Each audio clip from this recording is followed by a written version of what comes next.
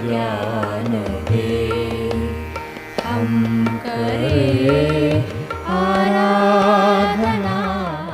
हाँ आगे पढ़िए।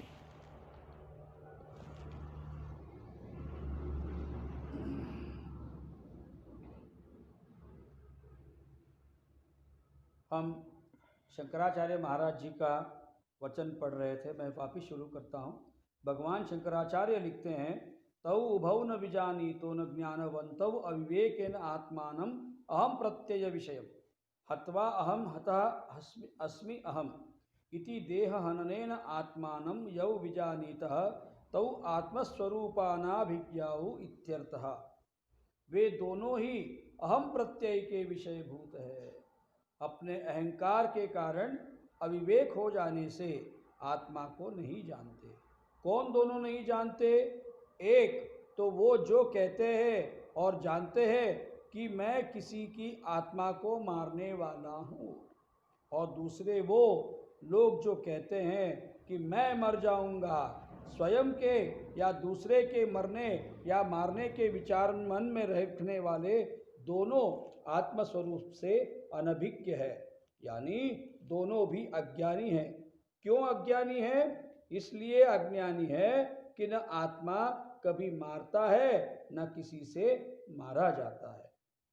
अब आगे चलकर भगवान श्री कृष्ण को यह बताना है कि आत्मा को कोई विकार हो ही नहीं सकता। यहाँ तक के जन्म और मृत्यु भी आत्मा पर आरोपित ही है, सत्य नहीं। सो कहते हैं, न जायते म्रियते वा कदाचिन्नायं भूत्वा भविता वा न भूयः अजो नित्यः शाश्वतोऽयं पुराणेन हन्यते हन्यमाने शरीरे। यह आत्मा किसी काल में भी न तो जन्मता है और न मरता ही है, तथा न यह उत्पन्न होकर फिर होने वाला ही है, क्योंकि यह अजन्मा, नित्य, सनातन और पुरातन है। शरीर के मारे जाने पर भी यह नहीं मारा जाता। शरीर को जन्म भी है और मृत्यु भी है। क्यों है? इसलिए कि शरीर को उत्पत्ति नामक विकार है, जिसका अंतिम विकार मृत्यु है। जन्म विकार के पहले शरीर का अभाव है और मृत्यु के उपरांत भी शरीर का अभाव ही है। कुछ काल के लिए शरीर की प्रतीति होती है, किंतु आत्मा को ऐसा जन्म मृत्यु विकार नहीं है।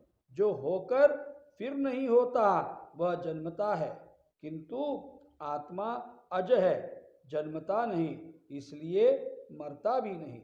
वह नित्य है। शैशव, बाल्यावस्था, युवावस्था, वृद्धावस्था, यह सब विकार भी आत्मा को नहीं है। और इन सब शरीर संबंधी विकारों का प्रतिषेध करने के लिए भगवान श्री कृष्ण यहाँ पर आत्मा के लिए शाश्वत शब्द का प्रयोग करते हैं। शाश्वत के पश्चात भगवान आत्मा को पुराण कहते हैं। क्या अर्थ होता है पुराण शब्द का? हमें क्षय शब्द का ज्ञात है, जिसका अर्थ होता है धीरे धीरे नाश होना। उसके विपरीत शब्द है वृद्धि। पुराण इस शब्द से क्षय की विपरीत वृद्धि है, उसका भी प्रतिषेध भगवान करते हैं। जो पदार्थ उत्पत्ति के पश्चात वृद्धि को प्राप्त होता है, पुष्ट होता है, उसे हम बढ़ता है या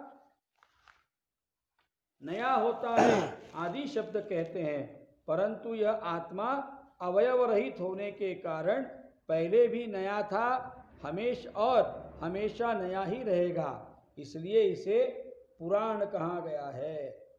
आगे भी श्री कृष्ण कहते हैं, अगला श्लोक है, पढ़ो। आगे भी भगवान श्री कृष्ण कहते हैं, वेदा विनाशनम नित्यम य एनमजमव्ययम कथम स पुरुष पार्थ कम घातयति हंतिकम। हे प्रतापुत्र अर्जुन, जो पुरुष इस आत्मा को नाश रहित, नित्य, अजन्मा और अव्यय जानता है, वह पुरुष कैसे किसको मरवाता है और कैसे किसको मारता है? वह कौन पुरुष है जो निश्चित रूप से यह जान गया है और जिसने अनुभव कर लिया है कि आत्मा अविनाशी, नित्य, अज और अव्यय है, जिसने आत्मा की इस निर्विकारता गुण को भली भांति ज्ञात एवं आत्मसात कर लिया हो, वही आत्मवेत्ता या आत्मज्ञानी महापुरुष है, जिसको स्वयं भगवान श्री कृष्ण ने मेरी आत्मा ऐसा कहकर ईश्वरत्व प्रदान किया। हेत्वर्थस्य अविक्रियस्त्व तुल्यस्त्वाद्विदुषा सर्वकम प्रतिषेधः एव प्रकरणार्थ अभिप्रेतो भगवतः हन्ते तु आक्षेप उदाहरणत्वेन। भगवान आचार्य, निर्विकारता रूप हेतु का तात्पर्य सभी कर्मों का प्रतिषेध करने में समान है। थोड़ा क्लिष्ट लगता है यह भाष्य, कोई बात नहीं, यह गीता का श्लोक आसान बनाकर तथा बड़े विस्तार से हम चर्चा करेंगे। अब अगला वापिस वही श्लोक है और वही अर्थ है। कौन सा अध्याय है? दूसरा अध्याय और 21 नंबर का श्लोक। हाँ, क्या है, पढ़िए फिर से। हाँ। वेदा विनाशनम नित्यम य एनमजमव्ययम कथम स पुरुष पार्थ कम घातयति हंतिकम। हे पृथापुत्र अर्जुन, जो पुरुष इस आत्मा को नाश रहित, नित्य, अजन्मा और अव्यय जानता है, वह पुरुष कैसे किसको मरवाता है और कैसे किसको मारता है। अब शंकराचार्य जी का आपने कहा है, हेत्वर्थस्य अविक्रियस्त्व तुल्यत्वात् विदुषः सर्वकर्म प्रतिषेध एव प्रकरणार्थः अभिप्रेतो भगवतः हन्ते तु आक्षेप उदाहरणार्थत्वेन। भगवान आचार्य, वह किसी को मारता है न किसी को मरवाता है, और जिसने आत्मा को अविनाशी, नित्य, अजन्मा और अव्यय है करके जान लिया है, वही आत्म तत्व का ज्ञाता अधिकारी पुरुष है, जो जन्म और मृत्यु के विषय में निर्विकार है। उसे यह कभी नहीं लगता कि किसी का जन्म हुआ या कोई मरने वाला है। कोई भी मर गया हो तो वह निर्विकार ही रहता है। निर्विकारता रूप हेतु का तात्पर्य सभी कर्मों का प्रतिषेध करने में समान है। न जायते म्रियते वा, जिसको इसका तात्पर्य समझ गया, जो परम ज्ञानी है, तो हम लोग तो किसी के जन्मदिन मनाते हैं, केक ला के काटते हैं, और आजकल तो हमने वो क्रिश्चियनों का अनुकरण भी किया है कि मोमबत्ती भी बुझाते हैं और तालियां बजाते हैं और क्या क्या नहीं करते।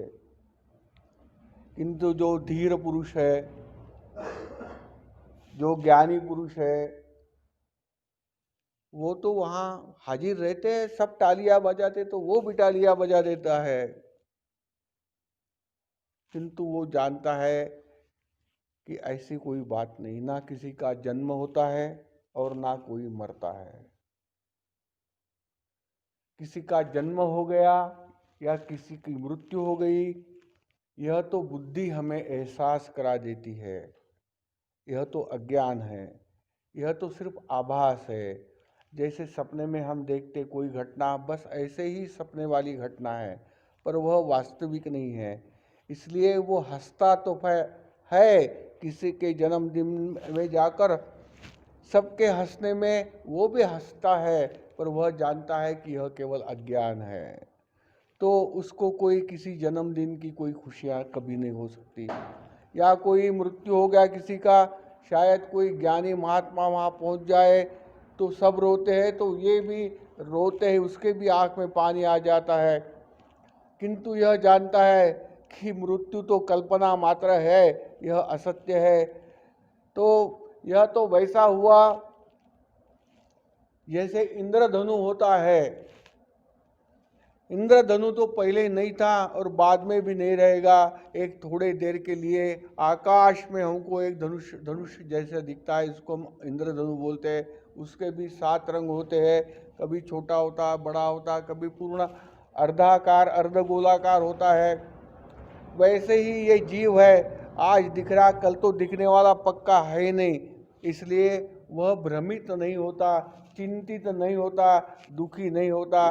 किसी के मृत्यु हो गया, वहाँ भी अगर कोई ज्ञानी महात्मा पहुँच जाता है, शायद वो सबके सामने रो भी ले, किंतु वह ना हंसता कभी है ना रोता कभी है, क्योंकि इस आत्मा का अमरत्व वह अच्छी तरह से जानता है, अच्छी तरह से उसने अनुभूत किया हुआ होता है।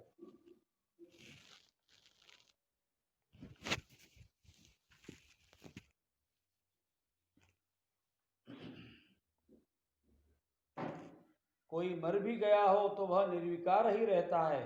निर्विकारता रूप हेतु का तात्पर्य सभी कर्मों का प्रतिषेध करने में समान है, यानी यह उसकी निर्विकारिता केवल जन्म मृत्यु तक सीमित नहीं, अपितु जीवित रहते हुए हर प्रकार के कर्म के लिए समान है। इससे इस प्रकरण का अर्थ भगवान को यही इष्ट है कि आत्मवेत्ता किसी भी कर्म का करने वाला या करवाने वाला नहीं होता। स्वामी जी प्रणाम। भगवान शंकराचार्य जी की यह बात समझ में नहीं आई कि आत्मा का जानकार जो आत्मवेत्ता होता है वह कोई भी कर्म नहीं करता, बिगर कर्म किए तो कोई रह नहीं सकता। यह बात तो स्वयं भगवान ने ही कही है। आप देखिए, भगवत गीता के शुरू से ही भगवान कृष्ण ने अर्जुन के सामने आत्मा का प्रकरण आरंभ किया और अभी तक क्या क्या बताया?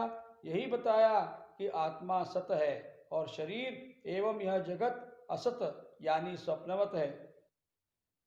फिर बताया कि आत्मा नित्य, अविनाशी, शाश्वत, पुराण इत्यादि इत्यादि है। श्री कृष्ण भगवान के इन वचनों पर जिसकी निष्ठा हो गई उसके लिए सत्य तो केवल आत्मा ही होता है। और हम यह भी मंत्र बोलते हैं, ओम तत्सत। इस मंत्र में तत् आत्मा को कहते हैं और आत्मा ही सत यानी अविनाशी कहा गया है। भगवान ने जीव और जगत को असत कह दिया है।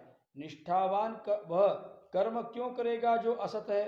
मान लीजिए जीवन यापन के लिए कर्म करने भी पड़े तो वह अच्छी तरह जानता है कि कर्म करने वाला मैं नहीं हूँ। आगे के श्लोकों में भगवान श्री कृष्ण ने यह भी बात स्पष्ट कर दिया है, अहंकार विमूढ़ात्मा कर्ता अहम इति मन्यते।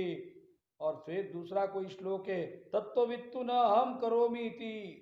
अहंकार से मोहित हुआ अज्ञानी ऐसा कहते रहता है कि यह मैंने किया, यह मेरा कर्तव्य है, मैं यह अच्छी तरह करूंगा, यह तो मेरे सिवा और कोई कर ही नहीं सकता, इत्यादि इत्यादि। जबकि ज्ञानी को ज्ञात होता है कि शरीर तो आत्मा विना मृत जैसा ही है। ऐसा शरीर मैं यह शब्द भी आत्मा भीतर होने से ही बोल सकता है। तो फिर जब मैं करता हूं ही नहीं तो मुझे अहंकार किस बात का होना चाहिए? इसलिए ज्ञानी विहित कर्म करते हुए भी कर्तापन अपनी तरफ नहीं लेता।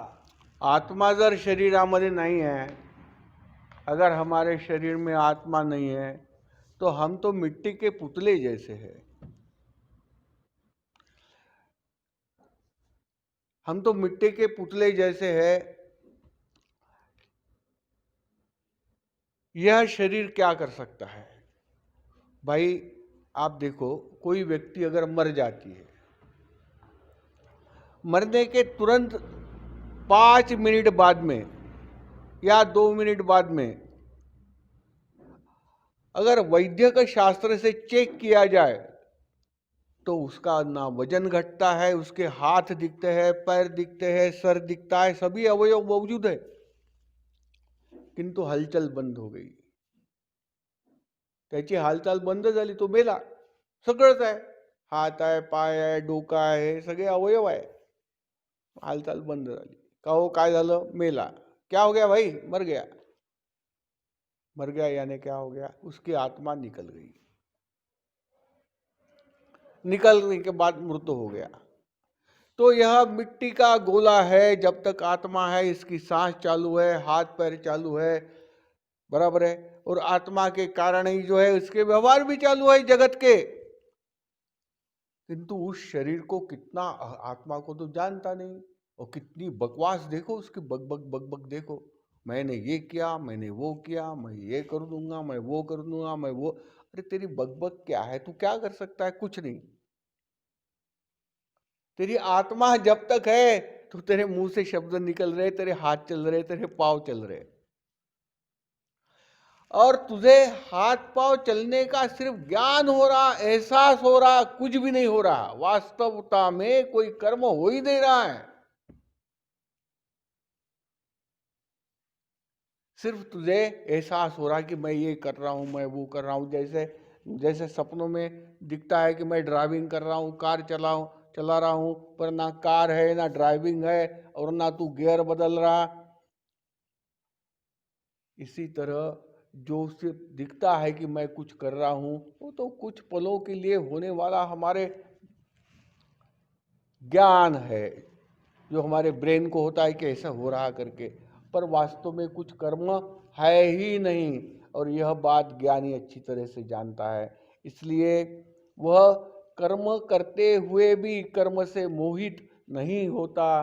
कभी नहीं बोलेगा, वो बोलने के लिए तो सबके सामने बोल देगा, हाँ ऐसा कर देंगे, हाँ वैसा कर देंगे, किंतु वह जानता है कुछ नहीं होने वाला और कुछ होता ही नहीं है और कोई कुछ करता भी नहीं है।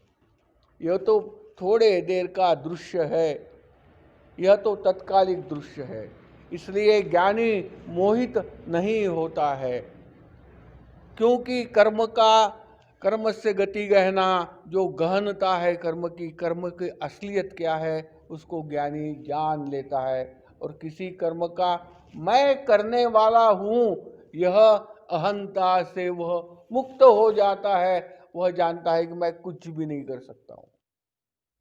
ये जो मैं करने का, जो मैं देख रहा हूँ, यह तो ड्रामा है, लग रहा है कि मैं कुछ कर रहा हूँ बस। इसलिए किसी कर्म से जो जानकार है, जो ज्ञानी है, वो मोहित नहीं होता।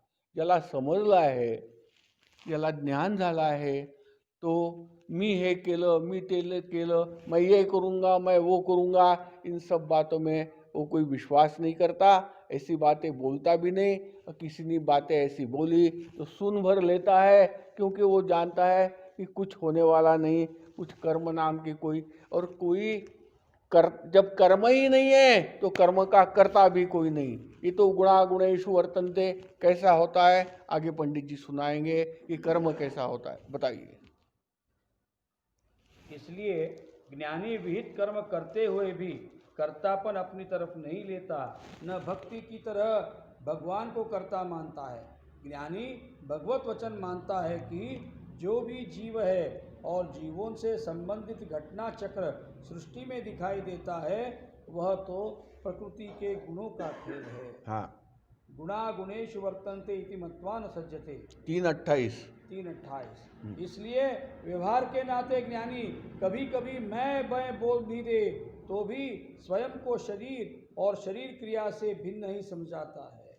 ज्ञानी को कोई शोक नहीं और न किसी वस्तु जो विद्वान है वह विद्वान अपने शरीर को कभी शरीर नहीं समझेगा। मेरे बाबा, मेरे गुरु महाराज खप्ती महाराज कहते थे, मराठी में कहते थे, अरे ये तो आगी तो धन है, ये मेरा शरीर जो है यह तो अग्नि का धन है, एक दिन अग्नि में जाने वाला है। अरे इसका अहंकार मैं क्यों करूं?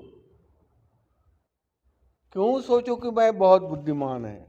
क्यों सोचूं कि मैंने बहुत काम किया? क्यों सोचूं कि मैं ये कर सकता हूँ, वो कर सकता हूँ? अरे क्या कर सकता है? कुछ नहीं कर सकता। तेरे को तो जाना है वहीं, और वहीं जाके जल जाना है, बस तेरा अंत वही है। तो ऐसे मेरे गुरु महाराज हमको जब ये ज्ञान सिखाते थे तो हमको समझाते थे। बराबर है पंडित जी? हाँ सर। हाँ। ज्ञानी को कोई शोक नहीं और किसी वस्तु का मोह नहीं होता। यही बात ईशावास्य के प्रसिद्ध 7वें मंत्र में समझाई बताई जाए। यस्मिन् सर्वाणि भूतान्यात् वाह वाह वाह। मैवा एवमेव भूत विजानतः तत्र को मोह को शोकः एकत्वम् अनुपश्यतः। जो संपूर्ण भूतों को आत्मा में ही देखता है और आत्मा को समस्त भूतों संपूर्ण में भूतों को आत्मा देखता है, यानी क्या? हम देखते हैं भूत मतलब प्राणी मात्र, जो जीवित है वो उसको भूत कहते हैं। कीड़े मकोड़े से लेकर मनुष्य से लेकर हाथी तक के प्राणी मात्र।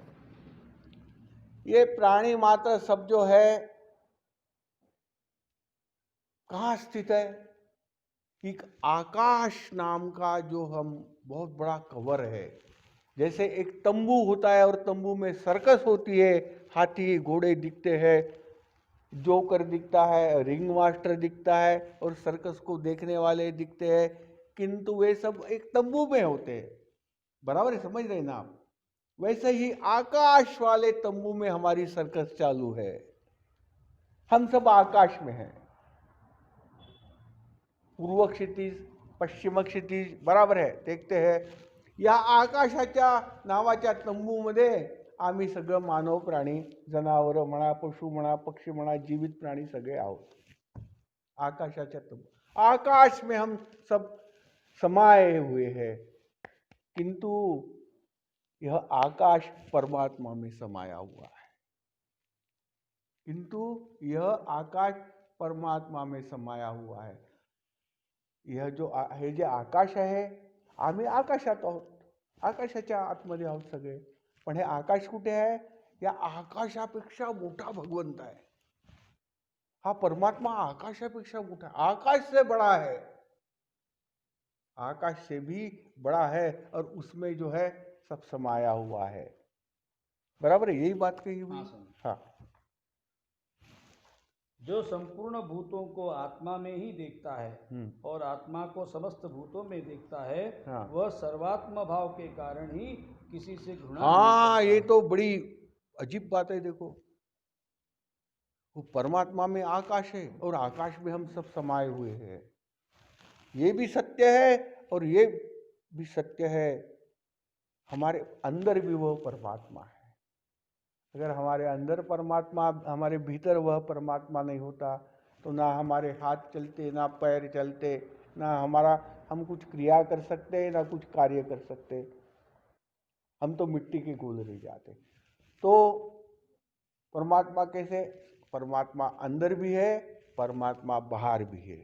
कैसे समझाते हैं? कैसे समझाऊं? जैसे अगर हम एक लोटा है, खाली ग्लास है, स्टील का ग्लास है, वो स्टील का ग्लास अगर हम कोई एक बड़ा टांका है, उसमें पानी है, तो वो ग्लास से हम पानी निकालने के समय जब अंदर वो ग्लास डालते हैं तो क्या हो जाता है? ग्लास के अंदर भी पानी है और ग्लास के बाहर ग्लास के बाहर भी पानी है।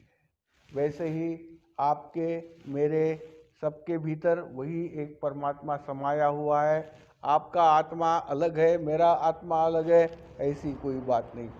वही वो है जो सबके अंदर है, सबके अंदर भी है और सबके बाहर भी है। इसलिए हमारी सुगवे का बोध वाक्य क्या है भाई? बहिरंत क्या है? सर्वस्व एक मिनट, हाँ।